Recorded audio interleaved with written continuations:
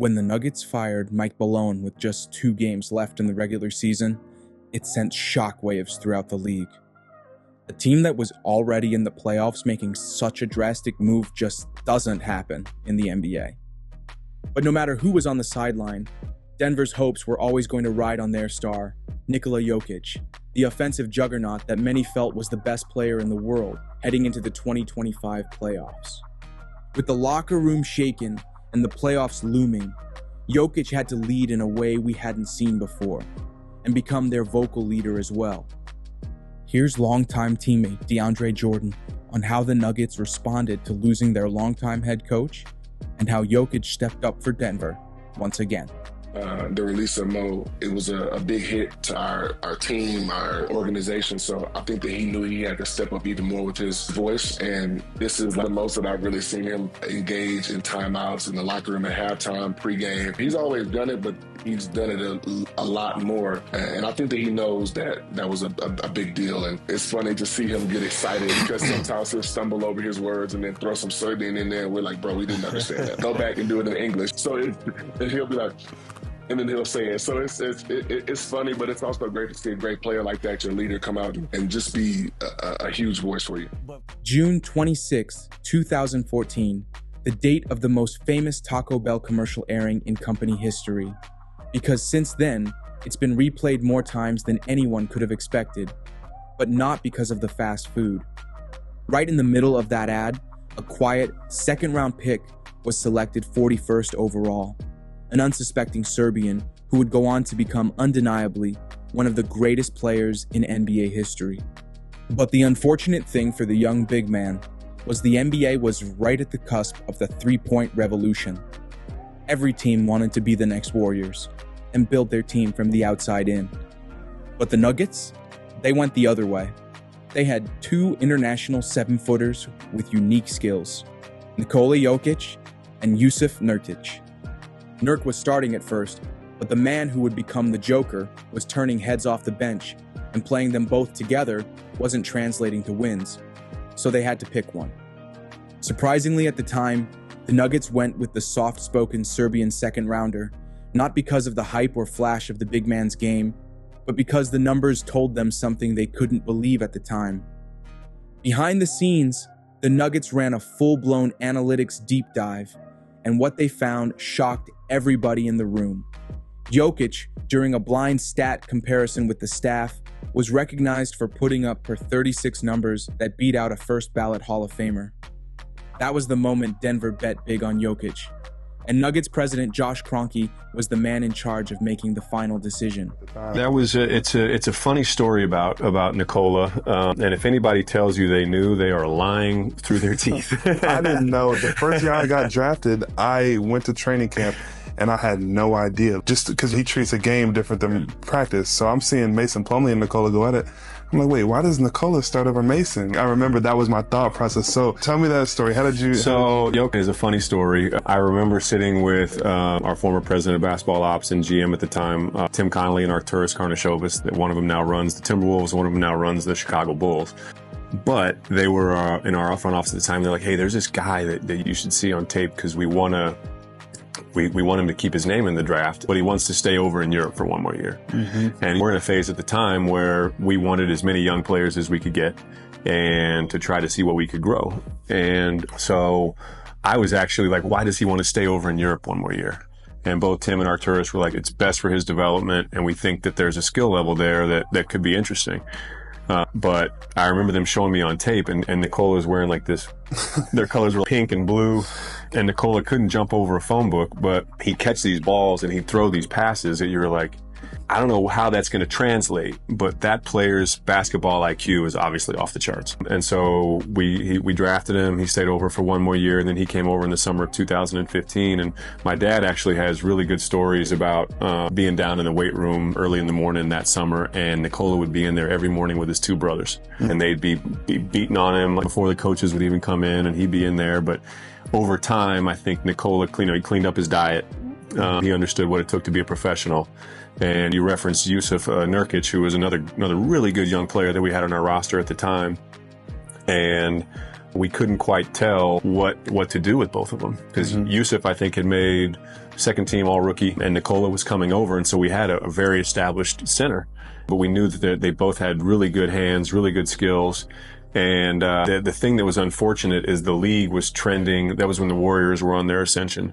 And the league was trending to this small ball, shooting everywhere, and even more extreme than it is now, almost. It was, everyone wanted to try to be the Warriors like almost overnight. And you couldn't play Nikola and Yusuf together. Right. You had 2 7-footers that were incredibly skilled and very unselfish guys.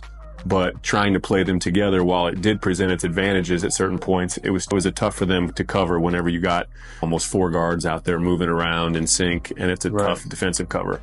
So we had to really put our heads together on what we wanted to do. And fortunately, by the time after Nikola's first season, I think he made first team all rookie. And then we were halfway into the second year, and we were really realizing that we had to choose, because they're both starting level centers. And I think Yusuf's contract was coming up in about a year. And so we were having our analytics group run all the different numbers of how to compare the two and what to look for. And all of a sudden this comparison comes through. And fortunately, we had enough data at the time to be able to really put together per 36 minutes and compare different things. And so this comparison comes through, and it's player A and player B. And it was they're in their second season, and the only difference of the two is that player A is 2 years older than player B at the time of their second year in the NBA. Player A just entered the league later. And you could clearly see that player B's numbers were better in really every category. And so I was like, I'm going to guess that player B is Nikola. And they're like, yep, you're right. Player B is Nikola. And I'm like, all right, well, then who are we talking about with player A? Is this some sort of comparison with Nurk, or is this some sort of comparison with someone else in the league? And they're like, player A is Larry Bird. And I was like, oh. You looked at the per 36. Yeah. Wow. And so that was when I think all of us looked at each other, because sometimes when you talk to a basketball purist, even, and when you, to your point, Nikola's, his skill set and the way that he plays, the eye test, he doesn't jump out at you right away. But when you watch it over time and you understand what he's doing and how he's affecting a game, it really jumps out at you. And so that was that was the first week of December. And I think we were on the 4 or 5 game skid at the time. And then Tim and I wound up on the phone. Tim, I was like, I'm never going to tell anyone who to play, any coach what to do. But if we're going to pick one, tell them to put Nikola in. And we got to roll with it. And then that was the next night or the night after was the date, was it December or something, when Yoke went into the starting lineup and never looked back. Never came it's out. Crazy because it was in Dallas, I think. Yeah, I have unlimited Nikola stories too. Talk about the cleaning up the diet and stuff. My first couple of years, he cared about basketball, but he would go home to Serbia in the summer and come back out of shape. I've seen him progress every year, even from the MVP year. He's somehow progressing. So you guys obviously made the right choice, man. When it comes to Nikola Jokic, one statement has become completely polarizing amongst NBA fans. Jokic doesn't even like basketball. He's not like Kobe or Jordan. He just wants to ride horses and go back home. Many fans believe this to be true. But Denver fans, Jokic fans, or better yet, those who played with the man, swear that's complete nonsense. And Reggie Jackson feels it's time to put this myth to bed. He won a championship right alongside Joker, and the things he saw behind the scenes in Denver tell a whole different story about the Serbians' passion for the game. Here are 2 stories from Reggie Jackson that show that not only does Jokic like basketball, he just might love it, and love it more than anybody. Honestly, stories that stick out was, I think when I got there early, he probably got hurt within the first month. I got there after the exit from the Clippers. So that championship year, I think I got there and he ends up hurt, shows up the day of the game, all that, doing rehab treatment. Next thing I know, I come out. Of course, he's there for the games, on doing everything, cheering, whatever's going on. The whole game happens. As soon as the game ended and the huddle broke, he went from being dressed in his game attire to being dressed out. You know what it is. We're dressed up in our suit, whatever it is, jeans, whatever. Immediately getting thrown on his workout clothes, He was the first person up there to lift his weights. The intensity that I seen him lift with and immediately hit the court. The way his attention to detail is, really in his mind, he likes to do perfect reps. So watching that, how he approached his workout, attacked it with the intensity, his attention, like I said, and then that was like 3 straight games immediately. So I noticed that quickly, but I'm like, oh, this is little things that separate you, especially or being on the outside at first and how everybody perceives that he doesn't like basketball or it's a job for him. I remember I had to tell like people close to me then, I was like, yo, if it's a job for him every day, like he wants to be an employee of the week.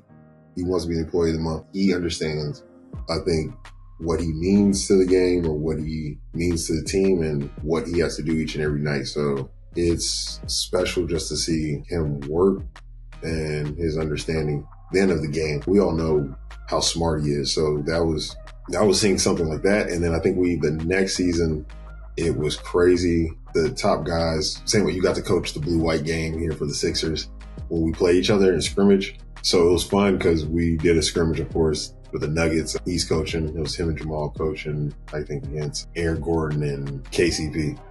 It comes down to like, we need a shot. These are guys young guys, never been in the NBA, haven't really played much. He literally looks up. It's a funny thing. He's like, look, who wants to get the open 3 to try to tie it up? I'm like, looking around in my mind, that's kind of swaggy that you feel that confident to say that. One, that's just going to be a wide open shot. So I was like, I'm about to be like, hey, sub me back in. So like, right. Instead of watching the young guys play, right? So I'm like, I want to be the guy to shoot it. We're going to match it. Right. I was like, now, of course, let me chill. So I want to see it happen. He draws up the coldest play. It literally, like, as he's writing, he's like, he literally tells everybody, you're going to be in the left corner wide open. Nobody's going to know it. Just be confident to shoot it. Man, the same way he'd be throwing blind passes, once he came on the screen, the ball was in the air, nobody could see it. I'm looking at it going like, yo, this is like a movie. That's how I felt. Like, this is a movie the way it happened. So the ball literally drops in the dude's lap in the left corner. Unfortunately, we just didn't hit the shot, but I was mesmerized. As it happens, I'm watching the ball float. I'm looking at him as the ball's floating in the air at the same time. Like you drew that up so well that you knew it was going to happen. Oh my gosh, you're different. There's certain things, all y'all, the special ones, hands down, y'all, there's something special about y'all. I was like, all right, his IQ is different. He really understands the rules of the game and how to manipulate them.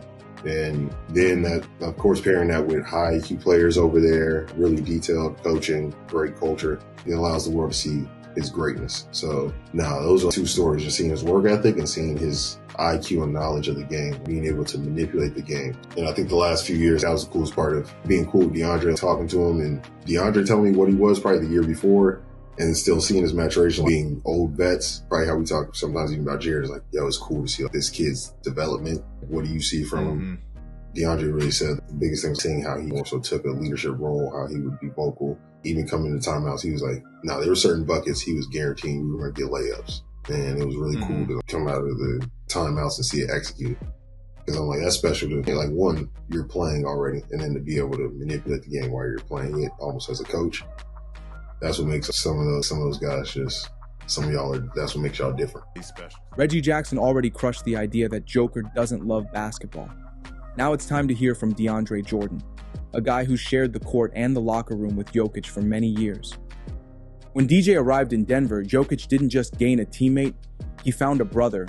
Something just clicked between the two. And let's just say, when Jokic takes the time to give you a nickname and an invite to his homeland of Serbia, that's worth its weight in gold. But beneath all the laughs, DJ sees the real Joker, a humble family man who treats basketball like his favorite toy, not his entire life. Here's DeAndre Jordan, breaking down what makes his friend the Joker one of the most special superstars in the game today. When I met him, Jeff Green was telling me, he was like, hey man, he's super cool, he's awesome, but he don't really talk that much. And I'm like, fuck that, he talking to me.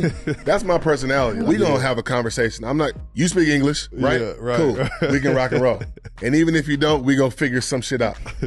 And Nikola is one of the most funniest, underrated guys you've ever met. Sometimes he's not even trying to be funny, but he's super down to earth, family guy. Basketball is just something that he's really, really fucking good at. You know what I'm saying? He's kind of like a guy who is super present in life. And it's like, hey, you know what? I love basketball, but basketball isn't me. It's not like what's going to define me in my life. I'm not going to let basketball ruin me having a great time at home with my daughter, with my wife, with my friends, with my family. And I think that that's awesome. And Nikola is very funny because sometimes when he wants to avoid shit, he acts like he doesn't speak English, which is funny. Nikola, brother, I don't, sorry. I'm like, fuck you. You know what I'm talking about. But it's just funny. He's one of the greatest teammates I've ever had, and he's a great guy. He's super selfless, and he's obviously a monster. So it's cool. Who came up with the handshake that you guys do before every game? You know what's crazy? I saw him and Boban doing some kind of like triple kiss thing, and I'm like, cool, I've seen that in it's a big man thing. Europe before. Like, I've seen the 2, but never the 3. So I'm like, yo, why you do 3 kisses with Bobby? And he's like, brother, it's Serbian thing. Well, you're black Serbian. I'm like, okay, cool, bet. So one day we won, and he came up to me, and I'm like, oh shit, this is the day. He's turning up. Oh, this is it. I can't fuck it up. Because if not, he's gonna be like, you're not black Serbian. So I dapped him up, and then we did it, and he was like, good job. And then, after that, it was just kind of like a thing. And then that was it. So I guess they call me Jordanovic now. So that's I'm rolling with it. That's good. Nikola has invited me to Serbia. We went to Europe last summer, me and my family, and there was we were waiting in the airport, and there was a plane out there that said Air Serbia. So I took a picture and sent it to Nikola. I was like, I'm on my way. He said, you lying motherfucker, are you? And I'm like, are we going somewhere else, bro? He said, but maybe after that you can come here. And I'm like, nah, bro, we going back to the crib. But this summer I told him that I'm gonna come out, so I gotta be a man of my word. Like, I'm gonna go out there and visit him, and I'm like, hey, can we just chill in Belgrade? He's like, no, you come to my hometown. And I'm like, all right, cool, I'll pull up. You hear Nikola in the locker room, I don't know what you heard about me. So it's kind of like, that 50 Cent song, okay, cool. Like, so it's always something that can connect guys together, and it's like, it's cool. So whatever your background is, music, TV shows, things like that, I'm telling Nikola, yo, you gotta watch Game of Thrones, you gotta watch Peaky Blinders. So he's like, are they good? I said, trust me, I'm telling you, these are shows that you wanna watch. So now he's sitting in front of me on the plane, and I'm like, is it good? So it's just like shit like that. Whatever. If we're not on the same time difference, we didn't grow up the same way, there are things that can connect us. Nikola's at his own pace, man. And that's the thing about great players. You're not going to rush P into a shot. He like, nah, I got the ball. I'm in control. I know what I'm doing. I'll prepare for this shit. I'm going to get where I want to get to. And that's the same with all of these Hall of Fame players and these guys who are able to do great things in our league. And Nikola's no different. He's just 7 feet tall and can pass and shoot and do all these other things like a guard. And it's amazing to see, bro. But it's also like, you take it for granted because you see him in practice every day. Or it's like, oh, hey guys, this guy played great. Nikola, you played great, 35, 17, and 15. And it's like, all right, well, if Nikola don't get a 30-point triple-double, it's like, whatever. Mm-hmm. But like when you think about it, that's rare. Mm-hmm. It's almost like when Russ was averaging 30, 10-plus, and 10-plus, and people were like, it's normal for those guys. So it's insane. After hearing DeAndre Jordan talk about what it's like to be Joker's teammate, it's clear the Serbian takes his role as team leader seriously. And last summer, Aaron Gordon did what DJ did not and accepted Jokic's invitation all the way to Serbia, straight into the Joker's world. His town, his roots. On the outside, Jokic might look like a laid-back, nonchalant dude who'd rather be racing horses. But in Serbia, he is the man. And after spending just a few days in Sombor, AG finally understood why none of his success is an accident. From the city of Denver to the rural farms of Serbia, Jokic lives by a code that has led him straight to the success he's found not just on the court, but in life. Here's AG breaking down what he saw in Serbia, plus the one pass from Jokic he'll never forget. Had a center that dimes you up the way Joker dimes you up. I know some of the passes I see Joker pass you. Guards don't even attempt that. Yeah. They won't even throw that. At a different level. You play at a different so you can play. See you see all that. You just don't throw it up there. Vooch could pass a little bit, but it's not like Joke, man. I remember coming into Denver. I ain't really know much about Joker, because if you don't watch Denver Nuggets basketball, you don't even know really what the hype is about. You have no idea. I'm guarding somebody in the corner. We in transition. Vooch tried to front. Joke in transition. You can't front in transition, right? Yeah. So they lob it over the top. I sink down off the corner, help Sean side corner to try and go take away the pass. He'd look this way and then tip the ball that way to my man in the corner like that. My man, and I think Gary Harris just spot up 3. I was like, oh, he's playing. He's nice. He's playing a different game. It's a different level. He's nice, dog. Y'all remember the inbounds pass he threw to me earlier in the year? It was a lob, bro. That's one of the best passes I've ever seen in my life. That was crazy. I was in awe, bro. He threw that. He threw it. Full court. He threw that in a lob, bro. Come on, you can't even do that on 2K, man. Since we talking about the big fella, I want to know, how was it when you went out to Serbia with him? It's cool, man. It's cool. Big fella get active, man. Big fella get active. He's like the president, the mayor, the governor, whatever you want to call it out there, man. He's him. And it's cool. Sombor is cool. Makes so much sense of why he's so successful. His values line up with winning. Every single day he works on his body. Every single day he eats right. Every single day he spends time with his family. And it's just peaceful, calm. It takes time to say hi to all the people. So he's just a good dude through and through, you know what I mean? So it only makes sense that a good dude is winning.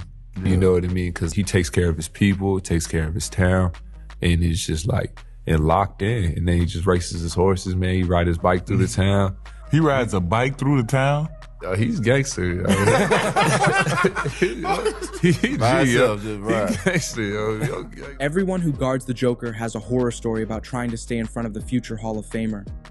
Hassan Whiteside is no exception. The former Miami Heat big man went on the OG's podcast and gave his opinion on the best center in the game today. And in doing so, gave one of the most honest and hilarious breakdowns of what it's like to guard Jokic. And it had less to do with footwork, passing angles, or Sombor shuffles than you might think for Whiteside. Because when Jokic starts leaning on you, bumping into you, and throwing his weight around, turns out, being backed down by 300 pounds of sweaty Serbian isn't as graceful as it looks on TV. Here's Hassan Whiteside giving us a step into the nightmare of having to guard the Joker. I like Jokic. Jokic is frustrating though. Jokic is, once he start getting it going, you just so like, it's over. It's more so the fact that he's already big. He's 300 pounds. He like a lot of people don't realize how wide he is. Yeah. Strong too. Yeah, he's strong. And then he's hitting you. He's like, and it's all like, he all slimy and sweaty. It's like your arm is just slipping off or just slipping. And then he'll turn around, shoot some nonchalant like this, and it'll go right in and you looking like, bro, no way he practices. There's no way, bro. He does. So, and then you got to play defense on him every single time. Most big men, they might get it. They might get it every 2 or 3 plays. Yeah. The really post up like Joel, a real post up big man, he might get it 2 or 3 plays. Yeah. Nobody's shooting anything until you touch the ball. He run the whole. And then run a pin down. If you cheat around the pick, he'll pop out for a 3. If you play him too close, he's gonna roll, and your low man is a point guard. Like he's like, bro, what you want me to do? He already shoots like this, and then you get frustrated. You like, man, I'm gonna go attack him on the other side. Oh, nah, we gonna put some other defenders on you. I'm not going. So you can't go right back at him. You can never go right back at him. And then it's just like, man, you looking like, man, I'm in a weight room every day. I'm doing all this conditioning. And you just look at him, and you like, bro, this is crazy. He's a hell of a player, bro. He made a 3 over me one time, off his right foot, shooting it. So I just took it as, he don't do that often. This is like when he first started doing it. And then I seen it do it to AD, that had the same reaction I had. I said, hold on, bro, this dude be practicing this? Like, is this practicing that? Let me tell you. Nikola Jokic has cooked just about every big man in the league. 3 MVPs, a championship ring, and a finals MVP to go with that. Not to mention a walking, breathing, 7 feet tall, automatic triple-double nearly every time he steps on the floor. There are very few dominant defensive centers in today's league, so when someone like Dwight Howard says he's got the secret and knows exactly how he would have stopped Jokic, it always brings intrigue to what would have happened in reality.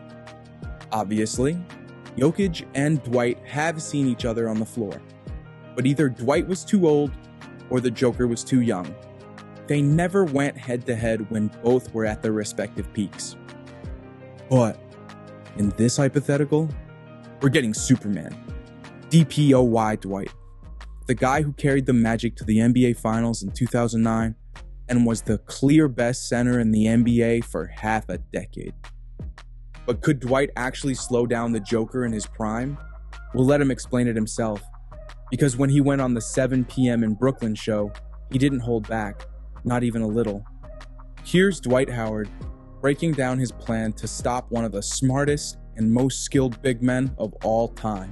Dwight Howard tell his big, or how does Dwight Howard himself stop somebody like Jokic? And what is the definition of shutting him down? Is he getting 25 still? Is he getting 30 still? You ain't gonna shut him down. If he played in the era that we grew up in or we started in, then I'm going to be on him from the time he get in the game to the end of the game. Every play, I'm going to the glass, rebound. Every rim run, I'm going to try to get to the front of the rim. I'm putting as much pressure as I can on him on the offensive end, so he won't just have free reign to do what he want when he get the ball. So now my goal is to tire him out, make him use as much force as he can to stop me. And he's going to have a tough time having to deal with me in my prime, running the floor every time, being up on every play on defense, hitting him in the chest, boxing him out. Every time I'm hitting him in the nose somewhere, I'm doing something illegal. I'm doing something illegal. He used to get mad at me, Dwight, don't do that dumb shit tonight. Every time on the rebound, he knows as soon as we get to the rebound, I'm swim move, elbowing somebody in the chest. Some D-lineman shit? Every time. Big ass elbows, man. That's what started the fuck out of here. Yeah, get the fuck out of here. We've heard from Jokic's teammates and peers, but now it's time to hear from one of the sharpest owners in the game's history and what he thinks about the Serbian sensation. Mark Cuban has seen every type of player walk through this league, and when he talks hoops, he has always put his money where his mouth is. On Club Shay Shay, Cuban gave his take on what makes Jokic so dangerous from his vantage point. To Cuban, Jokic is a problem because he thinks out the game at least 3 steps ahead. A man who looks like he just rolled out of bed, but picks you apart like a chess master. Here's Mark Cuban breaking down why the Joker might be the smartest player in the league and what makes him so bulletproof on the court. Yeah, I mean, if you just saw him in a play cup, you would be like, who's the chubby dude, right? Oh my God, he can play, right? But it's skill. Right. Skill and basketball IQ. You combine being 6'10", 11 with basketball IQ, skill. He can shoot, he can dribble, he can pass. He sees things 3 steps ahead. Him and Luka are like twins in a lot of respects. And when you have all those elements to your game, there's always a place for a shooter, right? Yes. Always a place for a shooter in the NBA. There's always a place for somebody who can rebound. Now, if you can rebound and shoot, you're going to be good. If you can rebound, shoot, handle, you're going to be really, really good. 50 million. And if you can rebound, shoot, handle, and your basketball IQ is top 5 in the NBA, you're unstoppable.